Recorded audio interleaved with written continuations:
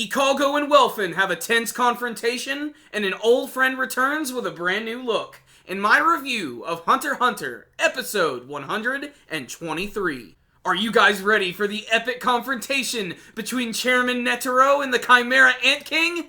Well, April Fools, bitches, you're not gonna get it. Not this week, anyway. It looks like they're gonna build up this battle a little bit more, and I was already ready to hate this episode the minute it started because of that. However, the episode actually ended up being pretty interesting, and again reminded me that Hunter x Hunter has a great cast of side characters, even the really ridiculous ones. This week's episode featured a confrontation between Ikago and Welfin, and this is one of those episodes that could really only work within the confines of an anime world or animated universe, because frankly, it's ridiculous. I mean, Ikago's this weird, goofy-looking half-man, half-ant, half-octopus dude with a sniper rifle tentacle, and he's going up against Welfin, a half-man, half-wolf. He's a wolf man, frickin' half-ant with a frickin' Fabio hair, and he has missiles on his back. You'd think this would be one of the craziest, most ridiculous battles of the series, but it actually turns into this really tense confrontation between both of them, where Welfin doesn't want to ever tell the truth to Ikago, and then he actually has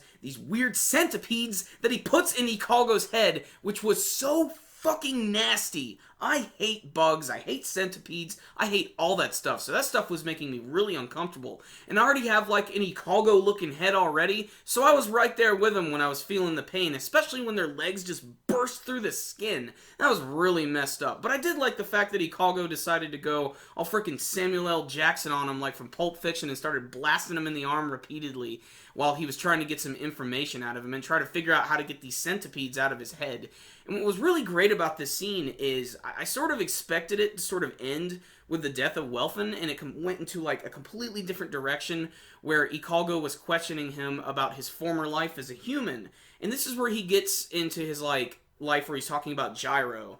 And this is a character that they've brought up multiple times throughout this arc, and they've put a lot of emphasis on him, and yet I feel like he's going to do more in the future of Hunter x Hunter if it continues in manga form. I've been told that they're still on a current hiatus, but we'll see what happens from here. The point is, I'd like to see where they're going with this, because I'd like to see if some of these Chimera Ant characters are going to stick around well after this arc is over. I feel like characters like Melioran definitely will, and characters like Ikago, if he manages to survive. And speaking of Chimera Ant characters, there's actually a brand new one introduced this week, or maybe it's not. At the very end of the episode, as Ikago finished up with Welfin, he was leaving the room, he was told where Palm was, and she's upstairs, and she's been put in this cocoon, which has transformed her into a Chimera Ant. You see her come up out of this like weird, nasty web cocoon, and she has these fish scales all over her arms. Maybe she's like a half-fish type creature, and she has some sort of weird thing like on her head. But they only show you the side view of her, but, you know, she looks pretty much like she did before, but actually a little more elegant, which is kind of strange. She wasn't really a very well-kept person when we saw her before. She was very creepy and disturbing, actually. And I'm really interested to see how her personality is going to shine through in her brand new Chimera Ant form, and how she's going to react when she sees certain people, and who's going to run into her first, whether it be Gon, Killua, Knuckles, Shoot, and Nove, it could be anybody. I really don't know how this is going to turn. I just think it's a really great twist for the arc. I figured she was dead for the longest time. I thought there was going to be a scene where they would just find her and they find out she was dead. But this is a really nice twist, which is, you know, it's crazy that they're deciding to throw this in, you know, so late into this arc, which is, you know, in a way, I guess it is just sort of getting started, because none of the generals have been defeated yet. Netero and the Chimera Ant King haven't even started fighting. Gon and Killua are still kind of doing... Gon is still sitting in front of Neferpito waiting for her to finish up healing Komugi. So there's so many little things going on. So all in all, this was a great episode of Hunter x Hunter. Had it all where it counts. The animation and artwork was pretty damn awesome, especially the scenes where Welfin was being shot up and all of the centipedes were crawling around in Ikago's head. It was so nasty, but you could just feel it. That's how good it was animated. And of course, all of the scenes at the end where Palm was coming up out of her cocoon. She looked really, really slick and awesome.